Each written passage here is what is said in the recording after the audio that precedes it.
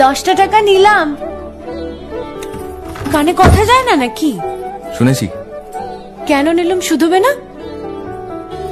শুধিয়েছি কখনো? আমি যদি 10টা টাকা উড়িয়ে দিই? দেবে?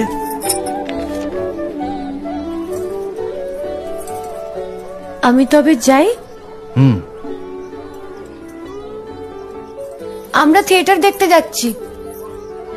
তুমি কি শুনলে আমি কি বললাম? বড় জ্বালাচ্ছ ললিতা।